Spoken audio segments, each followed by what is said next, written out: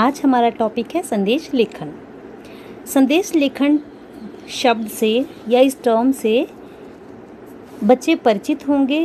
परिचित होने का कारण NCERT की 6th और 7th 8th की किताबों में मैसेज राइटिंग नाम से एक टॉपिक काफ़ी टाइम से आपके राइटिंग स्किल्स में चला आ रहा है। बिल्कुल यही टॉपिक अब हिंदी में शामिल किया गया है संदेश लेखन के नाम से। अब बात आती है कि आखिर से हिंदी में इस तरह से शामिल करने की आवश्यकता क्यों पड़ी होगी, क्योंकि ये पिछले कई सालों में अब इस साल पहली बार संदेश लेखन का आपका जो टॉपिक है, जो विषय है, ये 10वीं की किताबों में 10वीं की आपके लेखन कौशल में शामिल हुआ है 10वीं कोर्स से। तो सोशल मीडिया का प्रचार प्रसार आप सभी जानते हैं बहुत ज़्यादा है। अब सोशल मीडिया है, इतने सारे माध्यम हैं। पिछले 8-10 सालों से जितना सोशल मीडिया का प्रचार प्रसार हुआ है उतना शायद पहले था ही नहीं। Social media leads to social messaging apps, इतनी सारी सोशल मैसेजिंग ऐप्स हैं। तो रचनात्मकता आजकल की मांग है। इसी मांग को पूरा करने हेतु हमेशा व्यक्ति क्रिएटिव या रचनात्मक तभी होता है जब उसकी अपनी भाषा का प्रयोग होता है। तो अपनी भाषा पर और अपनी भाषा की पकड़ पर बहुत ज़्यादा रचनात्मकता निर्भर करती है। शायद यही सिखाने के लिए, इसी रचनात्मकता को और ज़्यादा बल देने के लिए CBSE ने कक्षा 10वीं के कोर्स ए में ये टॉपिक संदेश लेखन इंक्लूड किया, शामिल किया। स्कूली स्तर पर ही बच्चे ये चीज़ें सीख सकें। तो अब आते हैं हम 10वीं कक्षा में। आपके ये कहाँ पर है सिलेबस में, आपने कहाँ देखा? तो ध्यान दीजिए, क्लास 10 हिंदी कोर्स ए में 2020-21 के सिलेबस के लिए पाठ्यक्रम में ये शामिल हुआ है आपका संदेश लेखन।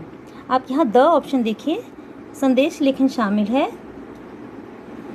30 से 40 शब्दों में आपको संदेश लिखना है, जो कि 5 मार्क्स का आएगा और विकल्प सहित आएगा। विकल्प सहित यानी आपको 2 संदेश के टॉपिक दिए जाएंगे संदेश लेखन के, उनमें से कोई एक आपको करना होगा। आइए पढ़ते हैं संदेश होता क्या है। संदेश का अर्थ यदि डिक्शनरी या परिभाषा के रूप में देखा जाए तो ये एक संज्ञा शब्द है और पुल्लिंग है। पुल्लिंग रूप में इसका प्रयोग होता है। वह बात या संवाद जिसे एक व्यक्ति दूसरे व्यक्ति को किसी अन्य व्यक्ति द्वारा भेजता है। अब यहाँ हमें किसी अन्य व्यक्ति की आवश्यकता नहीं पड़ती है। आपको पता ही है कि पिछले 8-10 साल में जब सोशल मीडिया इतना बढ़ चुका है, आपके पास इतनी सारी ऐप्स है, आप you have Facebook messengers, WhatsApp और भी ना जाने क्या क्या, जिनसे शायद मैं भी परिचित नहीं हूँ। इतने सारे माध्यम हैं कि हम तुरंत ही कोई बात किसी को कहनी हो, अगर वो हमें सामने अवेलेबल नहीं होता, मौजूद नहीं होता, तो हम इन माध्यमों के द्वारा वो मैसेज, वो संदेश उस व्यक्ति तक पहुँचा देते हैं। तो यहाँ किसी अन्य व्यक्ति की आवश्यकता नहीं है शायद अब, तो हम इन माध्यमों के द्वारा ही अपनी बात पहुँचा देते हैं। यही बात या संवाद सूचना भी हो सकती है, समाचार भी हो सकता है और खबर भी हो सकती है। इसके अलावा किसी महापुरुष या कथा आदि का प्रेरणादायक विचार भी, अगर आप व्हाट्सएप यूज़ करते हैं, फेसबुक मैसेंजर यूज़ करते हैं, और लगभग करते ही हैं 10th के बच्चे, तो आप इतने बड़े हो चुके हैं लगभग कि अब हम कहीं ना कहीं अपनी पढ़ाई के लिए भी इन्हीं सोशल मीडिया के माध्यम या इंटरनेट के माध्यमों पर डिपेंडेंट है। तो वही है, तो किसी महापुरुष या कथा का आदि का प्रेरणादायक विचार, जिससे हम SMS करते हैं, तो कई बार होता है कि हमारी अपनी कोई बात नहीं होती, कोई प्रेरणादायक कविता, कुछ पंक्तियाँ किसी को हौसला बंधाने के लिए हमारे पास मौजूद होती हैं, और वो हम एक फॉरवर्डेड मैसेज की तरह किसी को आगे पहुंचा देते हैं। तो ये किसी महापुरुष या कथा का प्रेरणादायक विचार भी हो सकता है। इसके बाद आते हैं संदेश के बारे में कि हमने जब संदेश लेखन करना है तो वो कैसे लिखना है। तो फॉर्मेट या प्रारूप बिल्कुल वैसा ही है जैसा आपने इंग्लिश में कर चुके हैं। प्रारूप में क्या होगा, सबसे पहले आप जब संदेश लेखन करोगे, सबसे पहले तो बॉक्स बनाना है।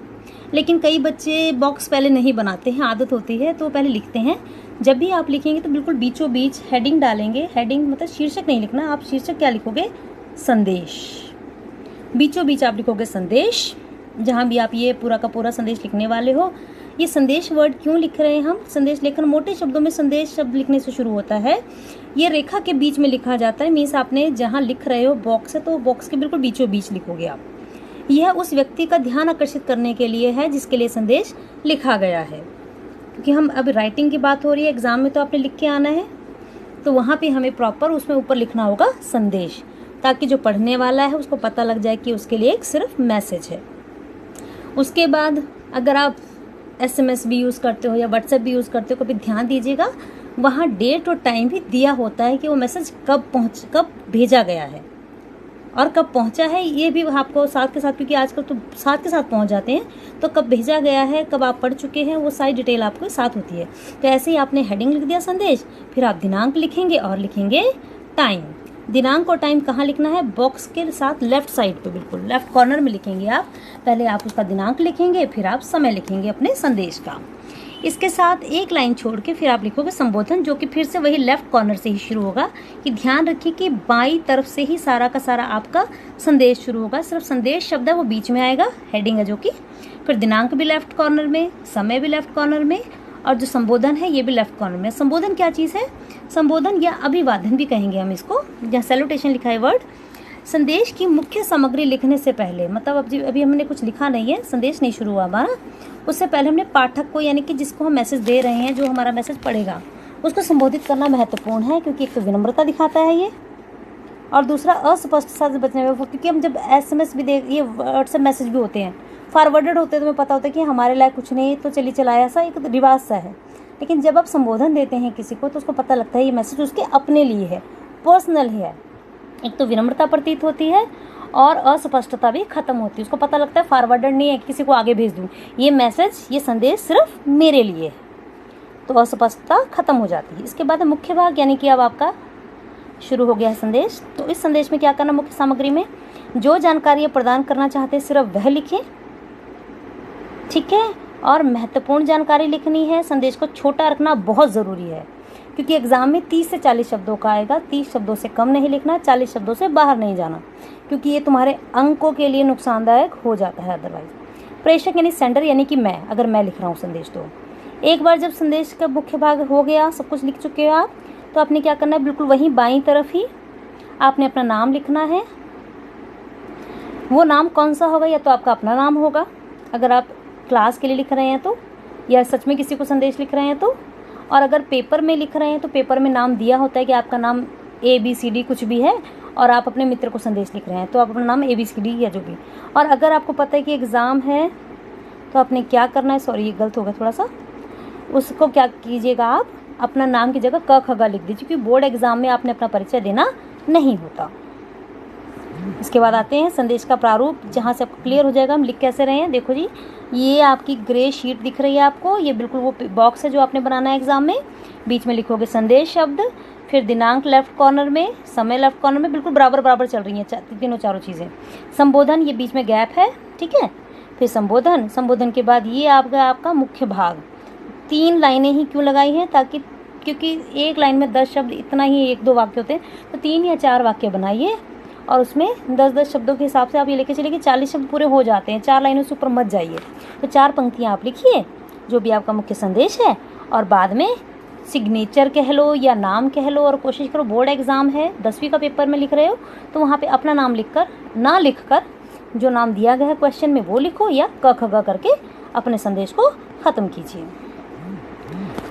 ये सुझाव है परीक्षा के लिए। फिर से वही कि कोशिश करो कि भाषा उपयुक्त हो। भाषा उपयुक्त का क्या मतलब है, छोटे बच्चे को संदेश दे रही हूँ मैं और भाषा लिख दूँ इतनी बड़ी व्याकरणिक दृष्टि से करेक्ट, तो वो शायद उस बच्चे तक बात पहुँचेगी ही नहीं। जैसे भी फादर्स डे गया है, तो छोटे छोटे बच्चों ने अपने पिताजी के लिए जो संदेश लिखे होते हैं वो उनकी सिंपल सी भाषा होती है, आई लव यू पापा, सबसे सिंपल शब्द हैं ये, इससे तो मुश्किल कुछ भी नहीं है।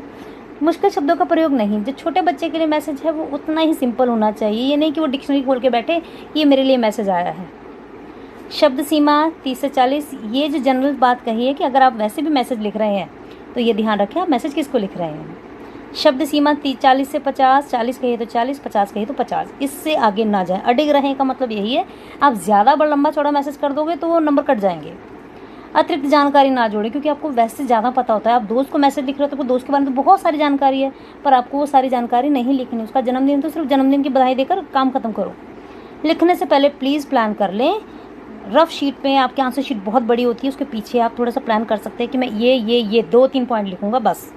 और 2-3 पॉइंट का मतलब सिर्फ 2-3 पंक्तियाँ होंगी, ये नहीं कि हर एक पॉइंट को आप डिस्क्राइब करना शुरू करो, ठीक है। इससे क्या हो जाएगा कि अनुक्रम बन जाएगा। अनुक्रम मीन्स आप सीरियल ऑर्डर में चीज़ लिख पाओगे, जो बहुत इंपॉर्टेंट होता है कोई भी बात लिखने के लिए, कि किसके बाद क्या आएगा। सुनिश्चित करें कि आप व्याकरणिक सटीकता वर्तनी लिखने के बाद पढ़ भी लें, कि व्याकरण भी ठीक हो, मात्राएं भी ठीक हो, स्पेलिंग भी ठीक हो। ठीक है, क्योंकि ये ज़रूरी किसके लिए है, बोर्ड एग्जाम में लिख रहे हैं तो मार्क्स तो बहुत इंपॉर्टेंट है। संदेश के मुख्य भाग में लंबे वाक्यों का प्रयोग बिल्कुल ना करें, क्योंकि जब आप लंबे वाक्य लेते हो तो कई बार वाक्य की शुरुआत में जो लिंग पुल्लिंग वचन होते हैं वो एंड तक जाते ही बदल जाते हैं। तो इतने लंबे वाक्य ना लिखें जिसमें आप कंफ्यूज हो, छोटे वाक्य लिखें। और मेरा मानना है कि जिस भाषा में आप बहुत कंफर्टेबल हो, जो भाषा आप आसानी से लिख सकते हो, जिन शब्दों में आप कम गलतियाँ करते हो, उन्हीं शब्दों का प्रयोग करते हुए अपना संदेश लिखें। नए शब्दों के चक्कर में एग्जाम में एक्सपेरिमेंट ना करें। अब है कक्षा 10वीं के लिए, अगर आपने सिलेबस देखा है तो आपके जो टॉपिक हैं, शुभकामना संदेश, पर्व त्योहार के आपके संदेश या फिर विशेष अवसर पर। शुभकामना बर्थडे पे हो सकती है, जन्मदिन पे हो सकती है, घर बनाने पे हो सकती है, गृह प्रवेश में हो सकती है, विवाह पे हो सकती है। शुभकामना और विशेष अवसर, ये लगभग विशेष अवसर भी वही चीज़ हो गया, शुभकामना भी वही। और पर्व त्योहार आप जानते हो, बहुत बड़े त्योहार आते हैं, पूरा भारत हमारा त्योहारों का देश कहलाता है, पूरे साल कोई ना कोई त्यौहार है। विशेष अवसर आपके अर्थ डे आते हैं और इन्वायरमेंट डे आते हैं, इस तरह के इनके भी संदेश आपने देखे, बने बनाए मैसेज भी मिल जाते हैं। पर हमें क्या करना, हमें हिंदी में नए तरीके से अपनी रचनात्मकता दिखाते हुए संदेश लिखने हैं।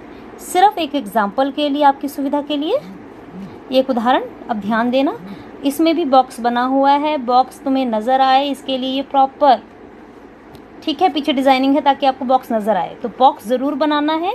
बॉक्स के बीचों बीच संदेश शब्द, दिनांक, समय, उसके बाद देखो गैप छोड़ा है इसने भी, प्रिय मित्र, क्योंकि मित्र को जन्म दिवस पर बधाई संदेश है, सॉरी, तो बधाई संदेश, प्रिय मित्र अरुण, जन्मदिन की बहुत बहुत शुभकामनाएं। अब आपको पता है लॉकडाउन में पार्टी वार्टी तो मांगी नहीं जा सकती, लेकिन अगर आपका शौक है कि आप पार्टी के लिए भी कोई दिन और वो समय तय करना चाहते हैं, तो सिर्फ उसको एक लाइन में कि हम पार्टी करते हैं इस तारीख को, यहाँ पर मिलते हैं, बस। ज़्यादा नहीं बिखेरना कि उसको बुलाएंगे उसको बुलाएंगे उसको बुलाएंगे, क्योंकि वो फिर आपका मैसेज शब्द की लिमिट को, वर्ड लिमिट को क्रॉस कर जाएगा, जो कि ठीक नहीं है। तो शब्दों का ध्यान रखते हुए 30 से 40 मिनट वही इसने किया। घर में रहो, सुरक्षित रहो, स्वस्थ रहो, अपने परिवार का भी ध्यान रखो। और तुम्हारा मित्र अविनाश, अगर आपका नाम अविनाश दिया, अविनाश लिखो। अगर आपका नाम नहीं दिया गया तो क ख ग लिख के आप अपना संदेश खत्म कर सकते हैं एग्ज़ाम के लिए, ठीक है जी। इस सब बातों को ध्यान में रखते हुए ये सारा लिखिए, एग्ज़ाम की तैयारी कीजिए। All the best and thank you.